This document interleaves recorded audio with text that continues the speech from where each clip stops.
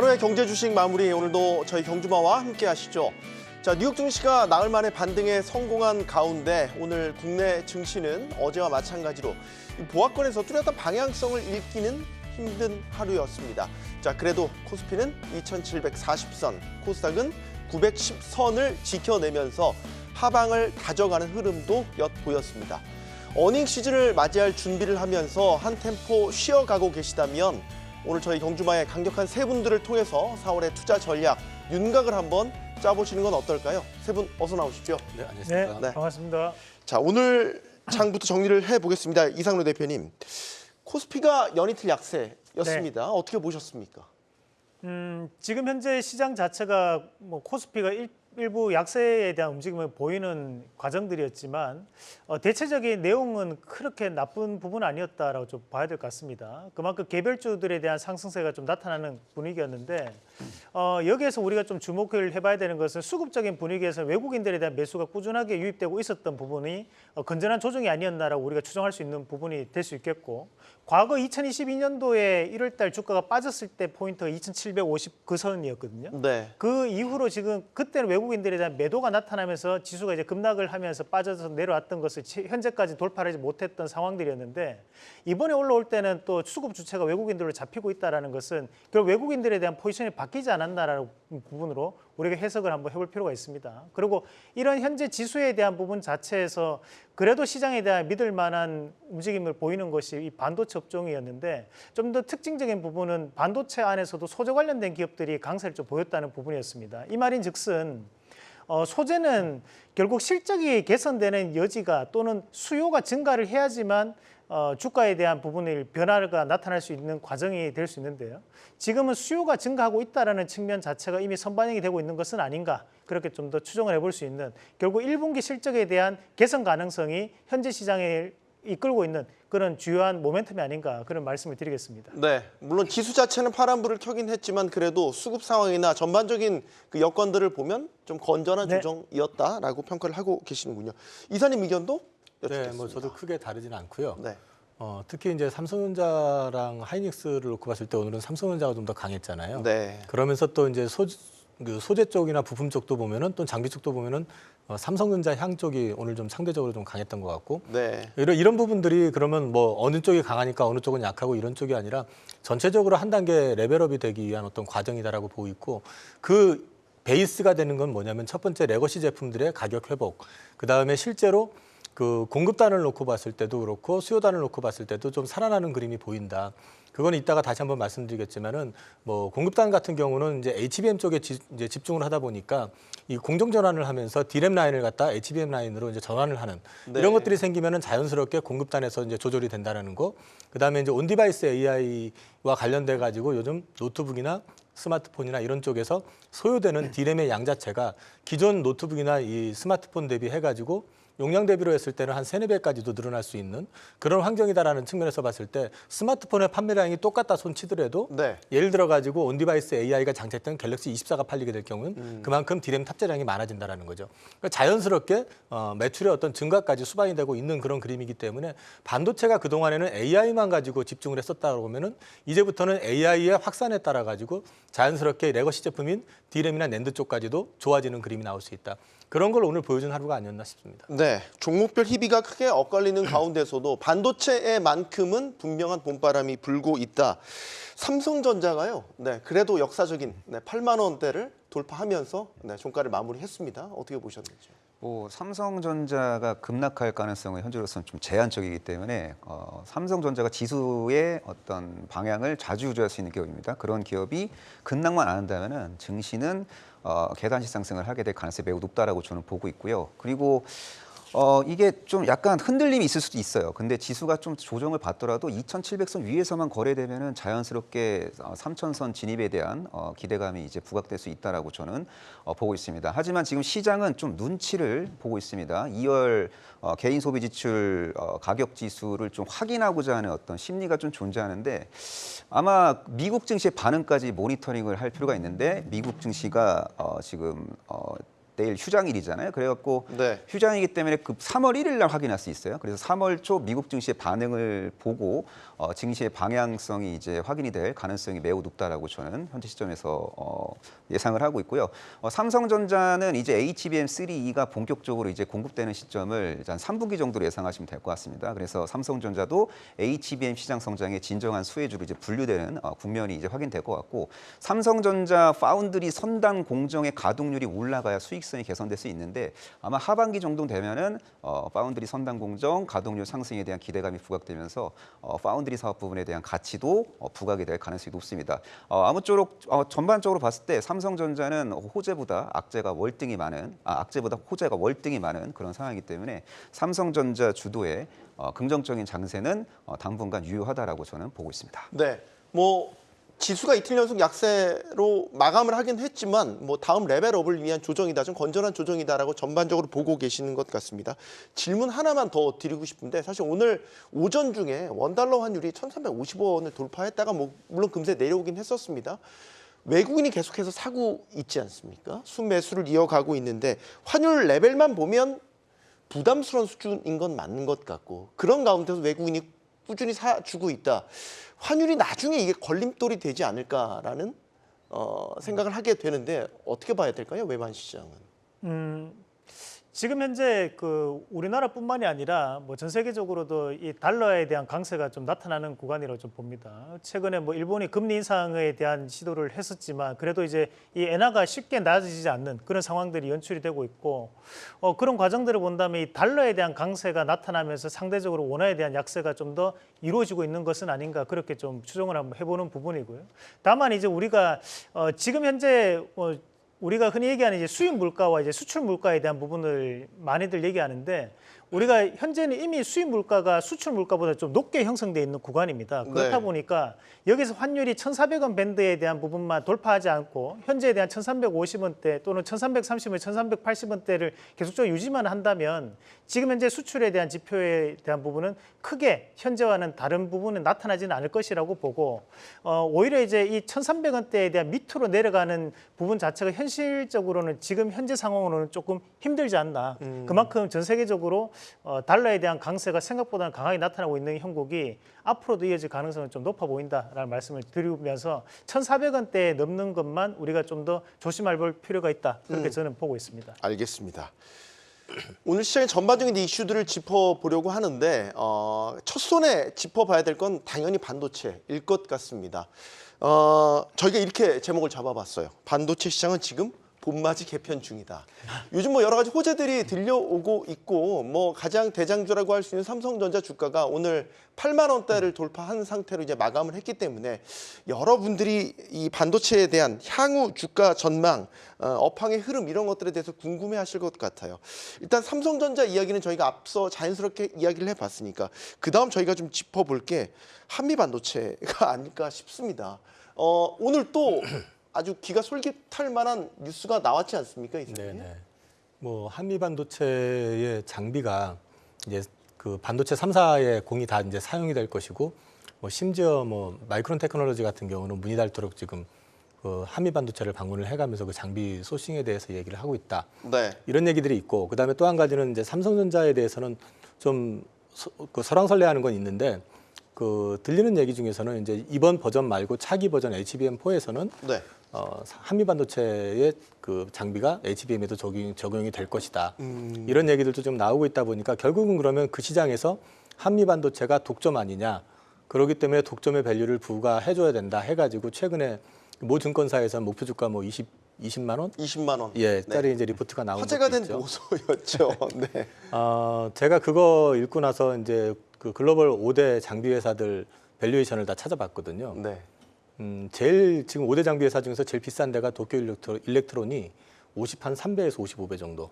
네. 우리가 잘 알고 있는 ASML 같은 경우는 30배대 후반 정도 되거든요. PR로 보면요. 그래서 사실 이제 그런 부분에서 좀 딜레마가 좀 있어 보이는데, 어쨌든 지금 시장은 그 AI에 대해서 프리미엄을 주는 거 아니에요. AI에서 차별화된 경쟁력을 갖고 있거나 기술을 갖고 있다 하면 시장에서 프리미엄을 주고 있다라는 측면에서 그런 리포트가 나온 것 같고, 또 지금 시장의 어떤 특징을 보면은 밸류를 이제 예전에 그 정상적인 어떤 밸류의 흐름을 가지고 판단하는 게 아니라 주로 이제 소위 말해서 스토리텔링을 통해 가지고 이 회사가 이 시장에 독점을 하게 되기 때문에 네. 어느 정도의 밸류 프리미엄을 받아야 된다. 이런 논리로 지금 시장들이 좀 많이 움직이는 측면이 있거든요. 네. 그래서 지금 현재 한미반도체에 대해서는 뭐 20만 원이 적정하냐 안 하냐를 떠나가지고 지금 시장의 어떤 트렌드에 맞춰가지고 주가가 반응을 하고 있는 거 아니냐. 저는 그렇게 보고 있고 그러면 저보고 넌 그럼 살 거냐라고 물어보신다면 네, 제가 지금 그 질문 드리려고 했는데 살 거냐라고 물어본다면 저는 그거 사가지고 길게 보유는 못할 것 같습니다. 아 사긴 사시되 짧게 트레이딩 관점에서 트레이딩 보고 관점으로만 계신다? 접근을 하지 길게는 보유 못할 것 같습니다. 근데 이 한미반도체가 만든다는 그 본딩 장비가 정말 경쟁력이 있나 봐요. 뭐 마이크론 얘기까지 나오는 거 보면 네, 경쟁력이 있으니까 지금까지 올라왔던 거고 사실 이제 우리가 이런 그 HBM 관련된 이슈가 시장에서는 상당히 이슈가 지금 나오고 있다고 저는 보는 입장인데 오늘 한미반도체도 신고가에 대한 움직임을 나타냈었지만 또 하단에서 보면 일적인 예로 YC캠이라는 기업도 오늘 다시 한 번 더 전일에 이어서 크게 상승하는 모습이고 근데 이 YC캠이라는 기업 적자 기업입니다. 그리고 이제 윈팩이라는 기업이 오늘 또 바닥권에서 강한 상한가를 좀 보이는 모습이었는데 이 윈팩이라는 기업은 이제 작년에 또 이런 HBM3에 대한 또 국산화 개발을 또 이루었던 기업인데요. 그만큼 현재는 시장에서 HBM이라는 키워드 자체에 대해서 일단은 분위기를 좀 타고 있다라고 좀 봐야 될 것 같고 저는 일종의 또 밈에 대한 부분도 좀 해석을 하는데 네. 우리가 지금 현재는 반도체에 대한 부분에서 뭐 SK하이닉스라든지 또는 삼성전자라든지 용인 반도체 클러스터라든지 또는 삼성전자 지분 투자 또는 지금 현재 HBM, CXL 이런 뭔가에 대한 연관 키워드들만 있으면 약간 이 유튜브 상에서에 대한 밈도 좀 작용을 하는 부분들을 나타내거든요. 네. 그만큼 이제 수급에 대한 쏠림화가 강하게 이루어지고 있다는 거죠. 사실 지금 한미반도체 같은 경우에도 이런 글로벌 대기업들이 와서 본딩 장비에 대한 부분을 이제 어느 정도 계약에 대한 부분까지 추진하고 있는 과정들인데 물론 기술력이 있으니까 오는 부분이겠지만 우리가 여기서 조금 조심해야 되는 부분들은 네. 장비 업체는 말 그대로 장비가 발주가 들어가줘야지만 실적이 개선될 수 있는 겁니다. 그리고 이제 소재 기업들은 수요가 증가를 해줘야지만 실적이 개선될 수 있는 거죠. 그러면 현재는 실적을 동반해서 가는 것은 아니다라는 것을 저는 말씀을 좀 드리고 싶고 이런 측면에서 앞서 우리 이용훈 이사님도 이런 반도체 관련된 신고가 가는 종목군들이 밸류적인 부분의 접근보다는 트레이딩 관점에서에 대한 접근이 필요하다고 말씀을 하셨다고 저는 보고 저도 그런 동일한 판단을 좀 제시해드리고 싶습니다. 네. 만약에 지금 뉴스에서 나오는 대로 마이크론까지 고객사를 확보를 한다. 그러면은 삼성전자, 하이닉스, 마이크론까지 3대 글로벌 메모리 기업을 다 고객사로 두는 것 아닙니까? 예. 그러면은 그다음부터 주가에 대한 판단은 또 달라져야 되는 건가요? 근데 그거를 시장이 알고 지금 어느 정도 선반영 시킨 건 맞긴 맞지만, 근데 저는 개인적으로 한미반도체 업사이드 포텐셜 충분히 있다고 보고 있는데요. 근데 네. 문제는 인생도 타이밍이고 주식도 타이밍이잖아요. 과연 지금 현재 시가가 한미반도체 매수 타이밍인가? 여기에 대해서는 약간의 합리적 의심을 좀 할 필요는 있어 보입니다. 어차피 뭐 기다리는 조정은 없다고 하는 분들이 많지만 우리 주식 해보면 아시잖아요. 기다리면 조정 파동에서 저점 매수할 수 있는 기회가 포착되는 경우가 너무나도 많습니다. 그래서 저는 한미반도체를 이제 신규로 진입하실 분들은 뭐 시차를 두고 발생 가능한 눌림목 자리를 찾을 필요가 있다라고 보고 있고, 뭐 보유하고 계신 분들은 계속 보유하셔도 될 것 같습니다. TC 본더 최강자로서의 역할을 할 수 있고, 동사도 ASML처럼 ML처럼 슈퍼 을로서의 역할을 할 수 있는 기업이라고 저는 보고 있고요. HBM 분야의 절대 강자 SK하이닉스의 TC 본더를 지속적으로 납품할 수 있고 입고 건수가 해외 거듭할수록 증가할 수 있는 기업이라고 보시면 될 것 같고요. 또 시차를 두고 마이크론 테크놀로지향 공급 계약 체결 이슈도 언론을 통해서 보도가 될 수 있는 기업이기 때문에 네. 미래 부각 가능한 주가 상승 초매제 이벤트가 비교적 차고 넘치는 기업이에요. 근데 호재가 선반영되고 주가가 약간 눌리면서 거래량 급감하고 지지선 위에서 안착을 할 때 그때 공략하고 또 이슈 나올 때 매도하고 또 이슈가 이제 없을 때 부재할 때 조용할 때 쓱 하고 분할 매수하고 또 이슈 나올 때 매도하고 뭐 그런 식으로 접근해야 될 종목이 아닌가라고 저는 현재 시점에서 판단을 내리고 있습니다. 네. 그러면 지금 사야 되냐라는 질문에 대해서는 뭐 겹치는 부분이 있지만 조금씩 생각이 다른 것 같기도 하고요. 아까 이제 이상로 대표님한테는 그 질문을 못 드려서 네. 한미반도체 그러면 어떻게 접근을 하는 게 좋겠습니까? 지금 시점에서 말이죠. 뭐 일단 지금 사도 손해는 안 볼 것 같습니다. 뭐 그만큼 현재 반도체에 대한 흐름 자체가 살아있다는 것은 뭐 SK하이닉스나 삼성전자가 쉽게 꺾이지 않는 흐름이 나타나고 있는 부분이고 한미 반도체 같은 경우에도 이 주식이라는 것이 주가에 대한 연속성이라는 게 존재를 하거든요. 네. 그러면 이미 수급에 대한 부분이 타 있는 과정이기 때문에 오히려 이제 조정이 나올 때마다 좀 모아가는 전략도 저는 충분히 가능하다 보고 우리가 글로벌적인 부분으로도 함께 해석을 해줘야 되는 것이 엔비디아가 고점이라고 생각을 하고는 있지만 그래도 쉽게 꺾이지 않고 조정 이후에 또다시 상승을 반복을 하거든요. 그 말인즉슨 현재 이 반도체에 대한 흐름은 글로벌적인 흐름이기 때문에 한 종목에 대한 하락이 전체적인 하락을 불러일으키지는 않는다고 봅니다. 그러면 네. 오히려 한미 반도체에 대한 상승도 앞으로 기대감이 더 높아지면 높아지지 여기서 그냥 쉽게 꺾일 수 있는 흐름은 아니기 때문에 내일 일부 차익 매매물이 나오더라도 이거는 트레이딩 관점에서에 대한 접근은 충분히 용이한 그런 자리라고 말씀을 드리고 싶습니다. 네, 오늘 제가 지금 이제 반도체와 관련된 섹터들을 지금 계속해서 살펴봤는데 대부분 다 빨간 불이. 오늘 소부장, 반도체 소부장도 굉장히 주가 흐름들이 다 강했고요. 전체적으로 아까 그때 말씀하셨던 HBM이나 AI와 관련된 일부 수요들이 이제 정말로 레거시 반도체까지 다 이제 온기가 다 퍼져 나가는 거 아닌가? 시장이 그렇게 판단을 하고 있는 것 아닌가? 네네. 그 과정이라고 저는 보고 있고요. 그게 네. 이제 본격화돼 있다기보다는 이제 거기 그 시장 자체가 이제 시작이 되는 그림을 보여주고 있다라는 거죠. 단적으로 지금 이제 하이닉스 같은 경우도 설비 투자를 할 때 최근에 그 레거시 제품 쪽으로 투자하는 게 아니라 오로지 HBM 쪽으로 집중을 하고 있거든요. 네. 근데 HBM 쪽에 라인을 하나 증설을 하는데 들어가는 비용을 디램 라인을 갖다가 HBM 라인으로 전용을 해가지고 전환을 해가지고 사용을 하게 되면은 비용 자체가 10% 정도밖에 안 들어갑니다. 전체 투자 비용 대비로. 네. 그러니까 지금 자금 사정이 빠듯한 기업들일수록 그 이쪽 저쪽에 다 투자를 못한다 그러면 HBM에 집중하는 게 현실적으로 더 나을 수 있다는 거죠.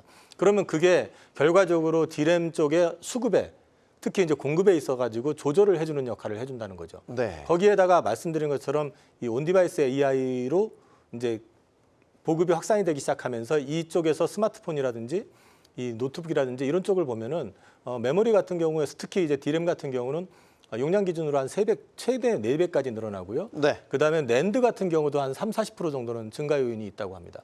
그러면은 자연스럽게 수요가 똑같은 물량을 팔아도 늘어나는 효과가 나타난다는 거죠. 그럼 온디바이스 AI가 지금 뭐 확산 일로에 있냐? 이제 시작인 거잖아요. 지금 네. 스마트폰 이제 장착이 된 거고 노트북도 그렇고 이게 근데 여기서 끝나는 게 아니라 궁극적으로는 사실 좀 길게 보면은 여기서 가전으로 넘어가고 가전에서 자동차까지 넘어갈 수 있는 부분이거든요.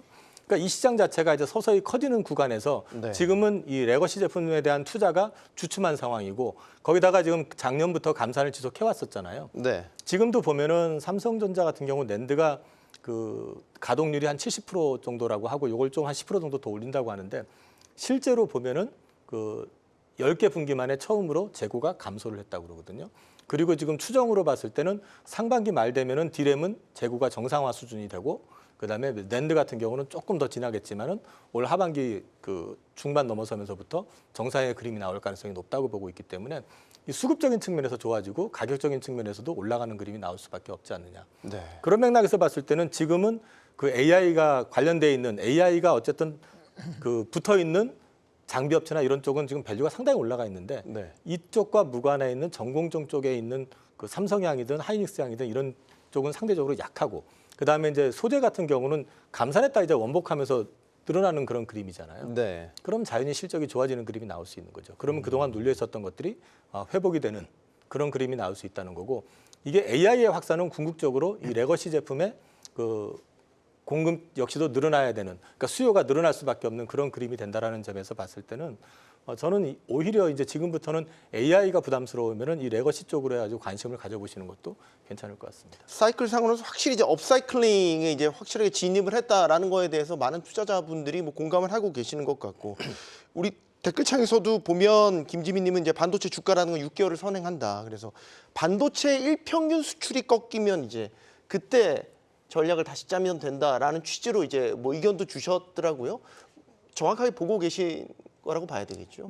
뭐 일적인 예로 우리가 현재 그 DDR5 램 같은 경우에 그 현물 가격이 2023년도 7월 달에 바닥권역의 가격이었거든요. 네. 근데 그 이후로 지금 현재까지 꾸준한 상승 추세에 올라와 있는 과정들이었습니다. 우리가 근데 그것을 주가로 한번 바꿔 역산해서 한번 계산을 한번 해본다면 반도체가 우리가 작년까지만 하더라도 실적이 너무 안 좋다는 얘기는 했지만 주가가 하락하지는 않았어요. 오히려 이제 반등에 대한 모멘텀을 붙이고 올라가는 모습이 나타났었는데 뭐 우리 시청자분이 말씀하셨던 것처럼 반도체가 앞으로에 대한 기대감을 더욱더 선행하고 있는 과정들이기 때문에 지금 현재에 대한 주가도 적자 기업도 오늘 크게 상승하는 모습들도 많이 나타나는 것도 그에 따른 연유라고 좀 봐야 될 것 같습니다. 여기서 추가적으로 한 말씀을 더 드린다면 우리가 지금 현재 시장에서 한미 반도체가 이제 본딩 장비로 인해서 이렇게 주가에 대한 상승이 나타났다면 우리가 다른 여타의 또 장비 업체들도 함께 움직이는 모습들이 또 동조화될 수 있거든요. 네. 뭐 우리가 또 이 본딩 장비를 한미 반도체만 또 그 지금 현재 국내 시장에서 이슈가 되는 부분이지만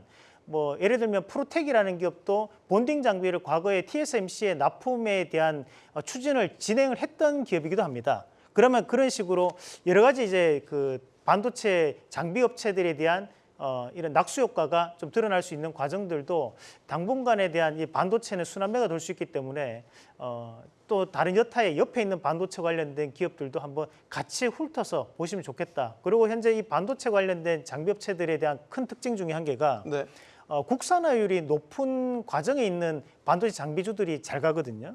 그러면 최근까지도 주가적인 부분에서 상당히 좋았던 움직임을 보였던 것이 식각 및 세정 장비 업체들이었습니다. 네. 예를 들면 뭐 제우스라든지 KC텍 같은 기업들이 보면 식각 세정 관련된 부분에서 국산화 자금률이 약 80% 이상입니다. 그렇다 보니 그런 장비 업체들이 좋았던 거고 PSK 홀딩스 같은 기업들이 이제 후공정 패키징이잖아요. 그럼 이런 후공정 패키징 같은 경우에도 국산화율이 약 90% 가까이 됩니다.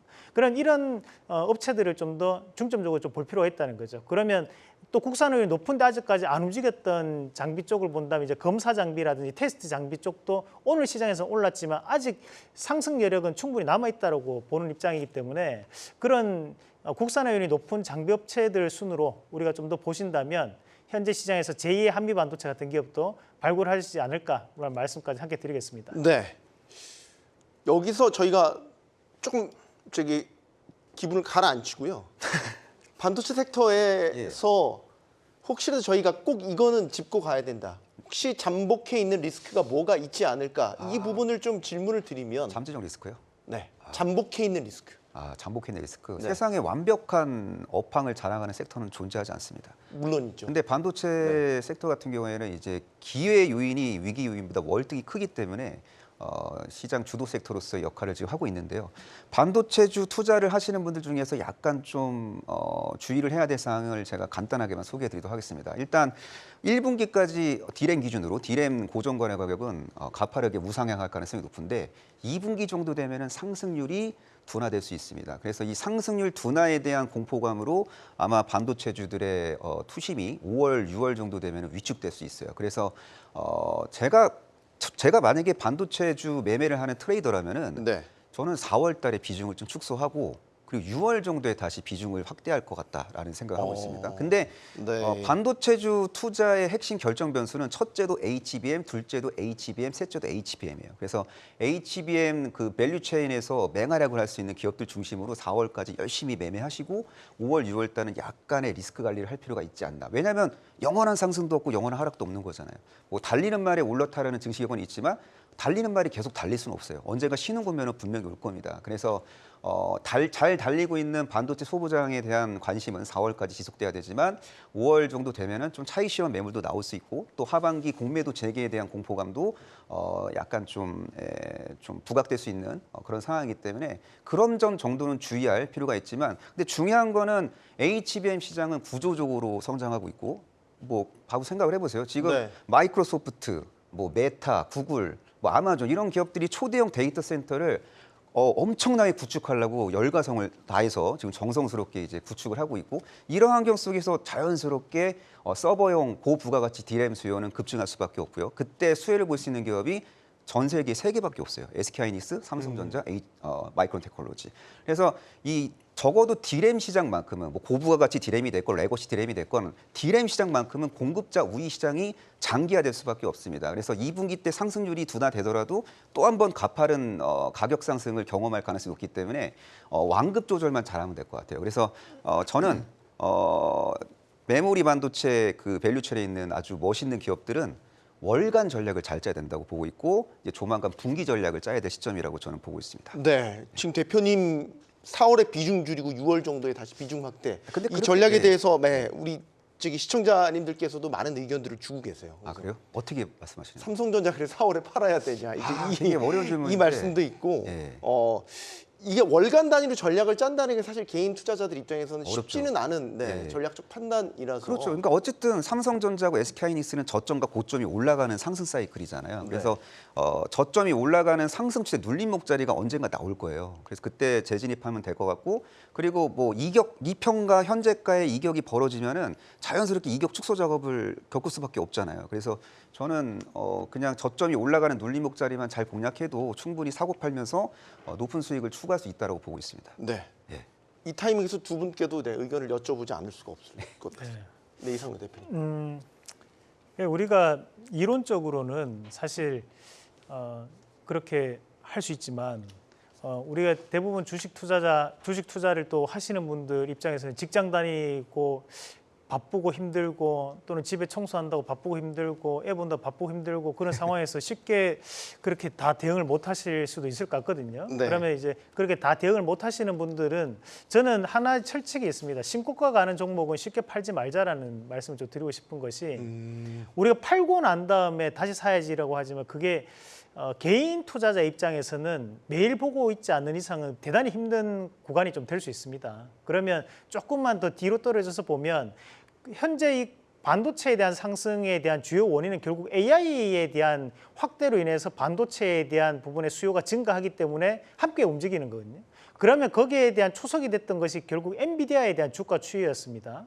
그럼 엔비디아가 죽지 않는다면 우리가 이 반도체 관련된 흐름도 앞으로도 우상향이 나타날 수 있다고 봐야 될 것 같은데 네. 다만 글로벌적인 부분 자체에서 엔비디아에 대한 주가적인 큰 폭의 충격파라든지 이런 것들이 있다면 우리가 이런 반도체 업황에 대한 부분에서 한 가지 큰 충격파가 나타날 수 있겠죠. 우리가 테슬라가 주가가 빠지면 2차 전지가 빠졌던 것처럼 네. 그런 동조화가 이루어질 수 있는 부분이 저는 존재한다고 보고 또 한 가지는 결국 지금 현재에 대한 반도체에 대한 확장이 AI에 대한 수요가 증가하고 있기 때문에 이루어졌던 과정들이기 때문에 과연 이 AI에 대한 확장을 좀 브레이크를 걸 수 있는 뭐 개인정보법이라든지 또는 AI 저작권 관련된 법안들이 유럽에서 속속 나오고 있는데 네. 그런 법안들이 통과가 많이 되고 그런 것들이 하나에 대한 뭐랄까 이제 우려감으로 확장된다면 그때 이런 반도체 업황에 대한 브레이크도 걸릴 가능성이 있다라는 거 그것들이 좀 잠복되어 있는 악재가 아닐까. 그래서 그런 이슈들이 나오기 전까지는 저는 좀 더 긴 흐름으로 네. 지금은 좀 더 보시는 것도 하나의 전략이 될 수 있다. 일단 1분기 실적까지는 한번 확인해 보자라는 말씀 드리겠습니다. 네. 저는 일단 하이닉스는 사실 이제 엔비디아하고 거의 비슷한 동행을 보여왔다 그러면 삼성전자 같은 경우가 이번에 이제 새롭게 부각이 된 거잖아요. 사실 네. 그동안 소외됐다가. 근데 이제 이런 부분들에 있어가지고 삼성전자는 아직까지 AI에 대한 기대감이 별로 반영이 돼 있지 않은 거라고 저는 보고 있습니다. 그러고 있기 때문에 이제 앞으로 시간이 가면 갈수록 엔비디아에 대해서 퀄테스트 이슈가 부각이 된다든지 또 최종적으로 그 부분에 대해서 통과됐다라는 뉴스가 나온다 그러면 이거는 일단 뒤늦게라도 좀 반영이 될 가능성이 높다고 보고 있고요. 그 삼성전자가 오늘 또 특이한 거를 하나 얘기를 했던 게 뭐냐면 네. HBM 생산 관련해 가지고 작년 대비해 가지고 지난번에 CES에서는 2.5배 정도 매출을 발생시킬 거라고 얘기를 했었는데 2.9배까지 늘릴 그 계획이라는 걸 이제 얘기를 하면서 이게 이제 소위 말해서 엔비디아 쪽으로 해 가지고 뭔가 잘 진행되고 있는 거 아니냐라는 부분들에 대한 이제 해석들이 좀 나오기 시작하더라고요. 네. 그러면 이제 결국 가가지고 삼성전자도 결국 뭐 계속해서 지금 8만 원 이제 안착했다고 해서 9만 원, 10만 원 바로 가지는 못할 겁니다. 바로 가지는 못하겠지만은 이게 조정을 받는다 하더라도 저는 역으로 봤을 때는 크게 밀리진 않을 것 같아요. 이제 그렇기 때문에 이 주식을 물론 뭐 고가에 팔고 저가에 팔고 할 수 있으면 좋긴 한데 삼성전자가 10%면은 7천 원인데 지금 8만 원이니까 8천 원인데 그런 정도의 갭까지 나오지는 않을 것 같거든요. 네. 지금 얼핏 봐가 그래서 저는 밀릴 때일수록 계속 뭐 2분기에 좀 조정을 받는다면은 밀릴 때 계속해서 좀 모아가는 전략이 더 낫지 않을까 싶습니다. 네. 계속해서 이슈 이어가 보도록 하겠습니다. 오늘 또 주목받았던 이슈 중에 하나가 신재생 에너지 관련 분야입니다. 특히 밤 사이에 미국 옐런 재무장관이 이제 방중을 앞두고 사실상 폭탄 발언 같은 이야기를 쏟아냈거든요. 중국의 태양광과 전기차 과잉 생산이 전 세계에 피해를 주고 있다. 이게 중국을 방문하는 것을 앞두고 이 발언을 했습니다. 누가 봐도 의도적이다. 그래서 오늘 저희 시장에서도 태양광과 뭐 풍력 이런 신재생 에너지 관련된 기업들이 많이 주가들이 움직이는 모습을 나타냈거든요. 이건 이사님께 먼저 질문을 좀 드려야 될 것 같습니다. 여기에 숨은 의도가 뭐라고 봐야 되겠습니까? 일단 뭐 저기 가기 전에 기선제압 효과도 분명히 있을 거고요. 네. 그다음에 이제 하나의 명분을 갖다가 중국에다가도 던지지만은 전 세계에다가 그 부분을 어필을 하는 효과도 있다고 생각을 합니다. 저는 사실 이게 그 중국도 보조금으로 성장하고 미국도 보조금으로 성장하는 거 아니냐, 그런 맥락으로 보면은 똑같은 짓 하고 있는 거 아니냐라고 볼 수 있지만 네. 사실 중국의 그 보조금으로 인해 가지고 사실 가장 큰 피해를 본 나라 중에 하나가 우리나라거든요. 왜 그렇게 말씀을 드릴 수 있냐면은 중국이 산업 성장을 하는 과정에서 우리가 강점을 갖고 있었던 산업을 육성을 하면서 다 보조금을 가지고 성장을 시켰습니다. 네. 대표적인 게 철강, 화학, 조선, 최근에는 LCD까지. 사실 그 카테고리 안에 있는 우리나라 기업들이 많이 도산하거나 없어지거나 구조조정을 당해야 되는 그런 어려움을 겪었었는데, 전기차 역시 마찬가지로 우리나라 배터리가 중국에서 생산을 해도 중국 차에 장착을 하면 중국 내에서 보조금을 안 줬잖아요. 중국 자동차에서 한국산 배터리가 장착이 되면 한참 그 보조금 줄 때 보조금에서 제외를 시켜놨었기 때문에 네. 그 시장 자체를 자기네들 배터리 업체들 중심으로 키워나갔던 거거든요. 그런 맥락에서 보면은 이제 하나의 명분이 될 수도 있는 거는 미국에서 그런 얘기를 할 수도 있는 거는 일견 중국 때문에 피해를 봤던 우방 국가들을 중심으로 해가지고 새로운 시장을 하나 만들겠다는 거거든요. 그러니까 미국이 지금 중국한테 얘기하는 것 중에서 하나를 생각해봐야 되는 거는 중국이 그래와서 피해를 봤었던 부분이 있었기 때문에 그 부분을 갖다가 우리가 제어를 하면서 새로운 시장을 만들겠다라는 측면으로 이해할 수도 있을 것 같아요. 저는. 네. 그래서 저는 이번 건은 일단 가기 전에 중국에서 먼저 또 그런 얘기를 꺼내지 않겠습니까? 니들도 보조금 주고 하면서 이렇게 하는 거는 문제 있는 거 아니냐. 그럼 원래 니들이 그렇게 했기 때문에 피해본 다른 어떤 국가들끼리 새로운 시장을 지금 만들고 있는 거다라는 걸 갖다 먼저 어필을 하면서 그런 부분에 대한 노이즈를 먼저 제어를 하려고 하는 목적이 아니었나 싶습니다. 네. 임종욱 대표님, 이상로 대표님 먼저 말씀하시겠어요? 네. 네. 추가적으로 좀 저는 또 생각을 해봤던 게 지금 이제 미국에서도 이제 대선이 한창 진행이 되고 있습니다. 그래서 네. 대선 준비를 하고 있는데 아시다시피 자네트 옐런 재무부 장관은 이제 민주당원입니다. 그리고 현재 얘기했던 것이 전기차와 그리고 이제 태양광에 대한 얘기를 꺼냈는데 이 두 가지에 대한 공통점이 바로 우리가 인플레이션 감축법, 바로 IRA에 직결되는 사항들이라는 거거든요. 그렇죠. 그럼 여기서 봐야 되는 것이 4일 전에 발표된 여론조사에서 트럼프가 지금까지 앞서고 있다가 지금 이제 오차 범위 내로 좁혀졌다라는 뉴스가 나왔던 부분도 존재합니다. 그런데 그 부분 자체에서 우리가 또 봐야 되는 것이 우리가 흔히 캐스팅 보트라고 하는 지역들이 이제 미국 내에서 존재를 하는데요. 그런 지역들이 이제 조지아, 그리고 엘라바마, 조지아하고 애리조나, 그리고 펜실베니아, 미시건, 위스콘신 이렇게 5군데입니다. 이 5군데가 2016년도에는 트럼프를 지지했었고 2020년도에는 바이든을 지지했었는데 이 지역들이 또 IRA에 대해서 상당한 수혜를 보는 지역들입니다. 그렇다 보니까 이 자네트 옐런에 대한 발언을 통해서 중국에 대한 부분도 경계를 하고 그리고 미국 내에서는 바이든에 대한 지지를 한 번 더 끌어올릴 수 있는 그런 움직임들이 아니었나라고 보고 이 부분이 트럼프에도 영향을 주고 있는 것이 네. 트럼프 전 대통령이 경선 때는 이 IRA에 대한 폐기 내용을 상당 부분 강하게 얘기를 해왔지만 네. 현재 같은 경우에는 이런 IRA에 대해서 아무런 얘기를 하지 않고 있거든요. 이 말인즉슨 본인도 결국에는 전국 선거에서는 당선이 돼야 되는 입장이기 때문에 이런 캐스팅 보트 지역에 대해서 가장 큰 힘이 될 수 있는 이 IRA를 쉽게 건드리지는 못할 것이라는 거죠. 그래서 현재 미국 내 대선에도 영향을 줄 수 있는 발언이 아니었을까 그렇게 한번 추정을 해봅니다. 오늘 우리 시장에서 태양광주, 풍력주 이런 신재생 에너지주 주가가 상당히 크게 움직였거든요. 네. 그럼 지금 이 이슈가 새롭게 터졌습니다. 네. 우리한테 이게 득입니까, 실입니까? 어쨌든 뭐 신재생 에너지 테마주 입장에서는 나쁠 게 없다라고 저는 보고 있고요. 뭐 네. 트럼프가 대통령이 되건 바이든이 대통령이 되건 글로벌 해상 풍력 설치 수요는 최고치를 지속적으로 경신할 수밖에 없다라고 저는 보고 있습니다. 그래서 신재생 에너지 하면은 대표적인 게 이제 태양광하고 풍력인데 저는 우선순위를 두자면은 풍력에 두는 게 맞다고 보고 있고 육상 풍력보다는 해상 풍력 시장 성장의 수혜주를 예의주시할 필요가 있어 보입니다. 그래서 해상 풍력 주 중에서 이제 뭐 CS 베어링, 뭐 CS 윈드 이런 기업들도 관심 가져야 되는데 다양한 어떤 복합 호재를 갖고 있는 기업에 관심을 더 많이 갖는 게 맞는 것 같은데요. 예를 들어서 네. 대한민국의 두산 에너빌리티라는 기업이 있잖아요. 네. 이 기업은 대한민국 최고의 원전 주기기 사업을 영위하는 그런 기업이라고 이해하시면 될 것 같고 장기적인 측면에서 봤을 때는 SMR, 그러니까 소형 모듈 원자로 파운드리 사업자로도 성장을 할 수 있는 그런 기업으로도 분류되는데 이 기업이 해상 풍력 터빈 사업도 합니다. 그래서 한국형 풍력 터빈 사업을 통해서 부가가치를 창출할 수도 있는 그런 잠재력이 있는 기업이거든요. 그래서 이런 좀 스토리의 스펙트럼이 넓은 그런 기업들을 발굴해서 저점 분할 매수를 한다면 시장을 압도적으로 이길 수 있을 거라고 저는 보고 있고요. 뭐 트럼프 정책 피해주라고 신재생 에너지를 평가절하할 이유는 없습니다. 아까 이상로 대표님도 말씀하셨지만 트럼프가 신재생 에너지를 싫어하지 않습니다. 안 싫어해요. 화석 연료와 관련해서 관심이 큰 거는 그 표심 때문에 그런 거잖아요. 네. 속마음은 아마 신재생 에너지는 시대 정신이고 트럼프도 탄소 중립이 시대 정신이라는 거 알고 있을 것 같아요. 저탄소 녹색 성장을 하기 위해서는 신재생 에너지는 선택이 아닌 필수잖아요. 그래서 신재생 에너지는 누가 대통령이 되건 구조적으로 성장하고 이 재생에너지, 신재생 에너지 밸류 체인에서 부가가치를 창출할 수 있는 일부 기업들만 잘 챙겨 보면은 멋진 성과로 연결되지 않을까라고 저는 생각합니다.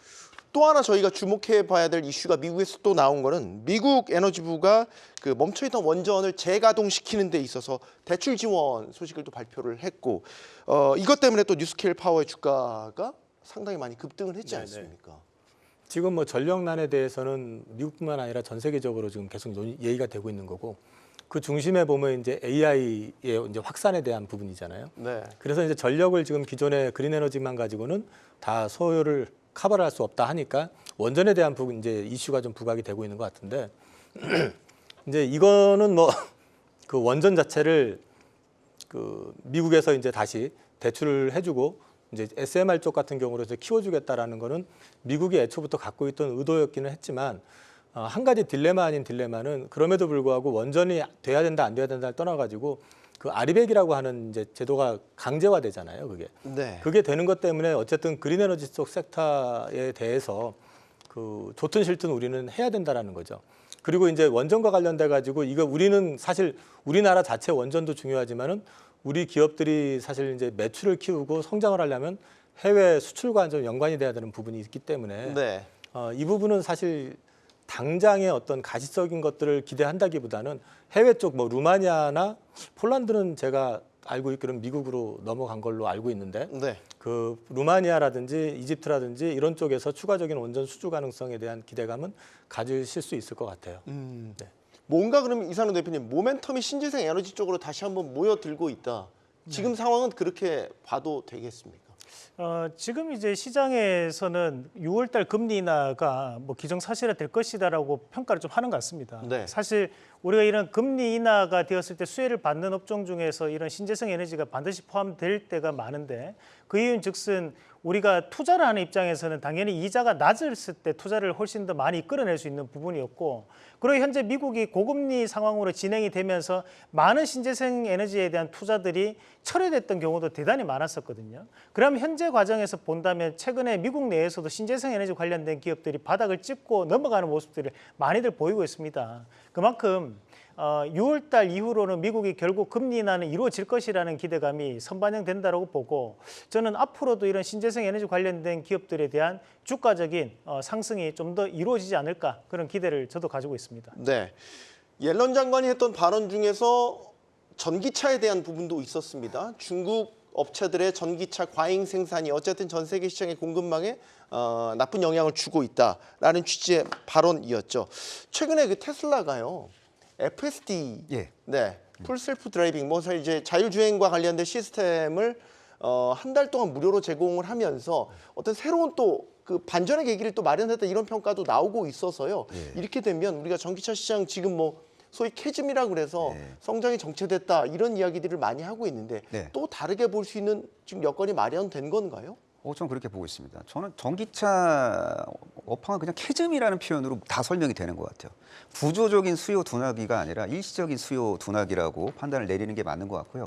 어쨌든 전기차 가격이 다운이 되고 주행 거리가 늘어나고 충전 시간이 이제 단축이 되고 그리고 충전 인프라가 구축이 되면은 자연스럽게 전기차 시장은 구조적으로 성장을 할 수 있다고 보고 있고요. 전기차 시장의 수요가 둔화될 때 하이브리드카 시장이 급격하게 이제 성장을 할 수 있는 환경이라고 저는 보고 있습니다. 그래서 이런 환경 속에서는 아무래도 현대차나 기아 같은 기업들이 좀 유리한 포지션을 잡을 수 있다고 보고 있어요. 현대차, 기아는 내연기관차 그리고 하이브리드카 그리고 전기차를 모두 아우르는 제품 포트폴리오를 이제 보유하고 있기 때문에 좀 유리한 국면이 지속될 수 있고, 그리고 전 세계 자동차주 중에서 가장 유리한 포지션을 현재 시점에서 이제 구축할 수 있는 기업은 도요타 자동차라고 보시면 됩니다. 네. 도요타 자동차 주가가 저점과 고점이 올라갈 때 테슬라 주가는 저점과 고점이 내려가는 가격 조정 파동을 겪고 있는 상황이고, 지금은 제가 볼 때 테슬라는 하방을 잘 테스트하고 있는 그런 상황이라고 보고 있습니다. 지금 전기차 업황의 불확실성 속에서 많은 전기차 기업들이 도태되고 있고, 심지어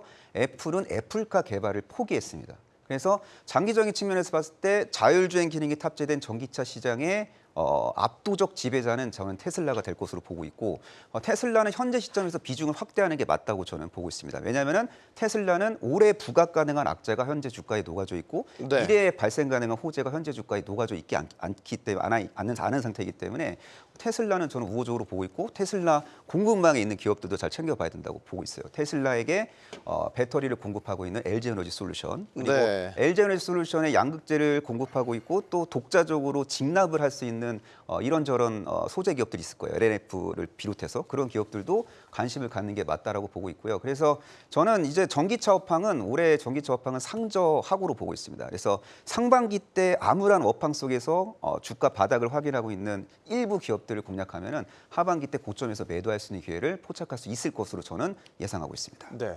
이사님, 현대차도 작년에, 기아도 마찬가지. 작년에 전기차 많이 팔았잖아요.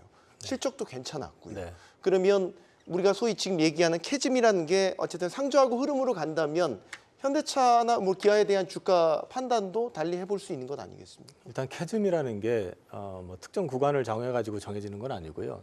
당적으로 말씀을 드리면 반도체 디램 같은 경우 과거에 그 본격적으로 성장하기 전에 20여 개 기업들이 그 경쟁을 하면서 결국 상당 부분이 도태가 돼버리고, 글로벌로 보면 빅3만 살아남았고 자잘한 그 대만 업체 몇 개가 지금 남아 있는 정도거든요. 네. 그러니까 지금 사실 캐즘을 얘기를 하면은 다들 그 마치 주가 뭐 잠깐 조정받다 올라오는 것처럼 생각들을 하시는데 그건 아니고요.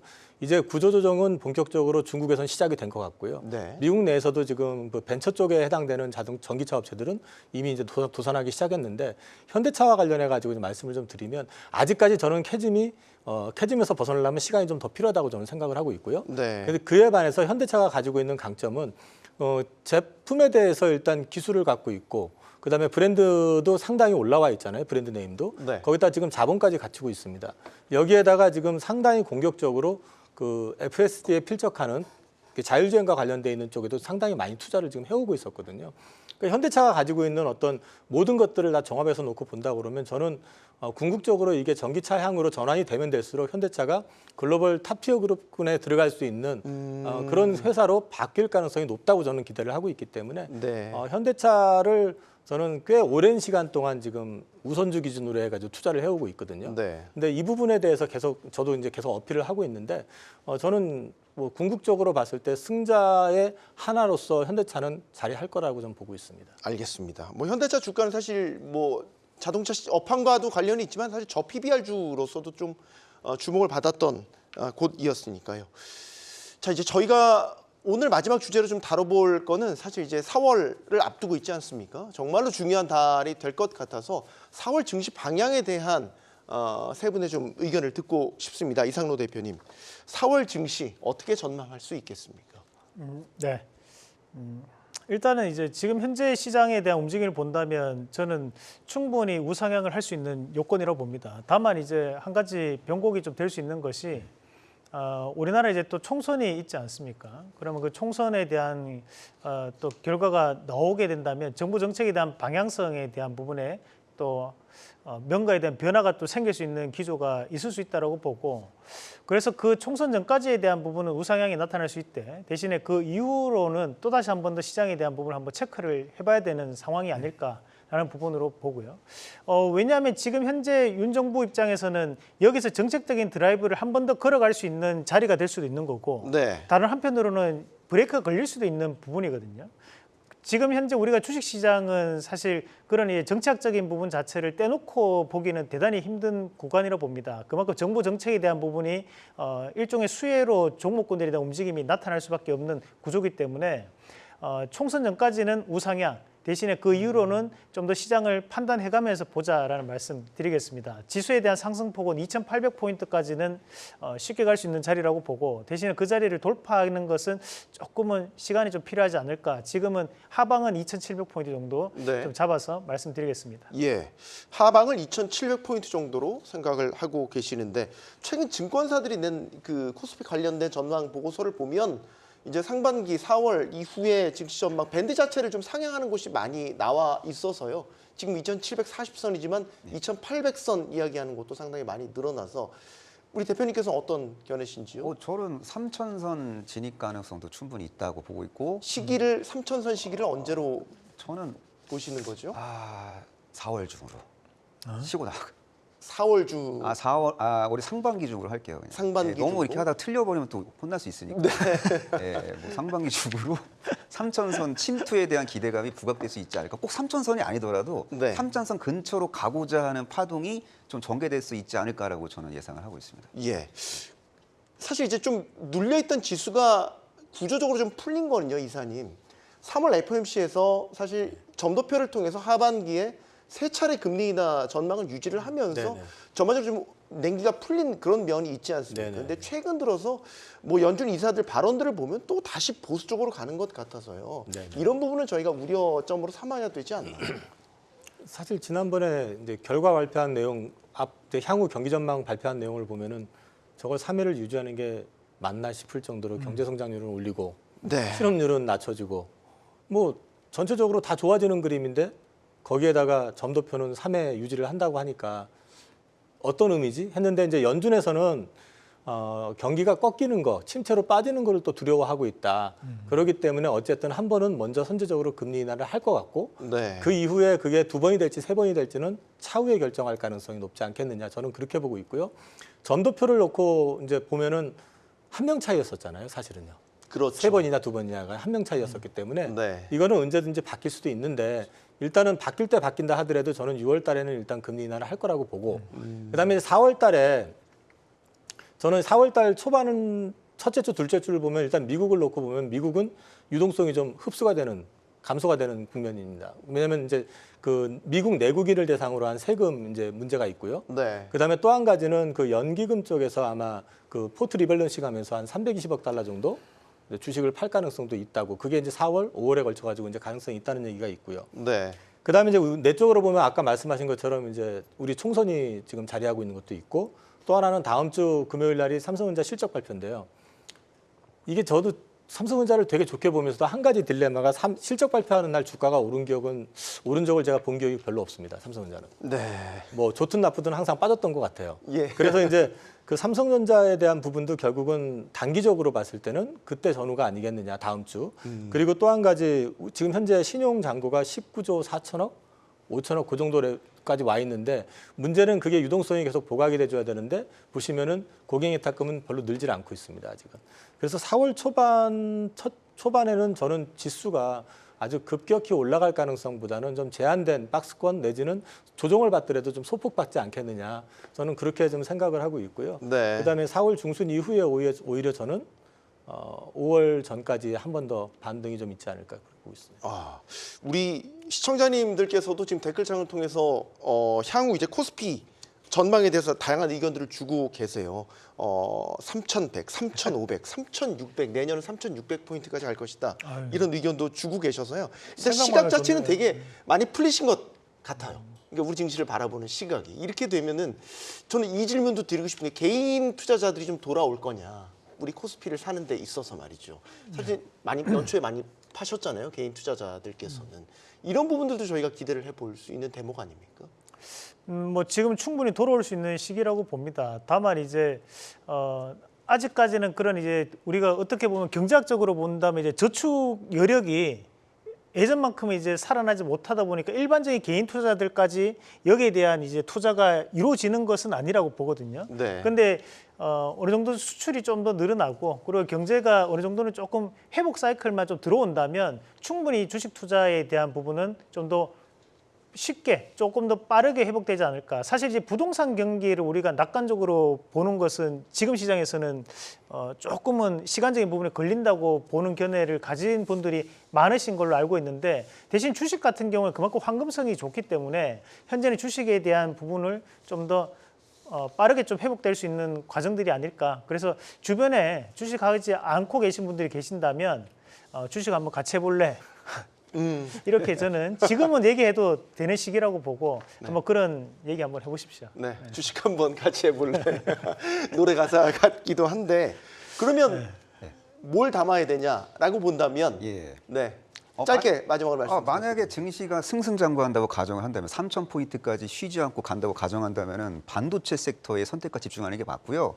그리고 만약에 지수가 상승 탄력이 둔화돼요. 4월 달에. 그러면은 펀더멘탈 개선 이벤트를 보유하고 있는 기업들을 잘 보셔야 될 것 같습니다. 예를 들어서 애플이 2분기 중으로 아이패드 신규 모델을 출시하는데 이 아이패드 프로 모델에 OLED가 탑재된단 말이죠. 그래서 이 IT용 그 OLED 시장 성장에 수혜 기대감으로 상승할 수 있는 그런 기업들 잘 발굴할 필요가 있어 보이고 예, 그렇습니다. 예, 시간 관계에서 여기까지 하겠습니다. 네. 4월 이제 코앞에 두고 있습니다. 뭐 4월을 우리가 만물이 소생하는 달이라고 하지 않습니까? 뭐 겨울잠 자던 개구리도 울고 꽃망울도 다시 터지기 시작하는 계절 아니겠습니까? 움츠러 있었던 우리 증시도 4월에 봄을 만끽하게 될 것이라고 기대를 하면서 저희 경주마가 또 든든한 조력자가 되어 드리겠습니다. 4월의 첫날에 다시 오겠습니다. 진짜 경주는 지금부터입니다. 고맙습니다.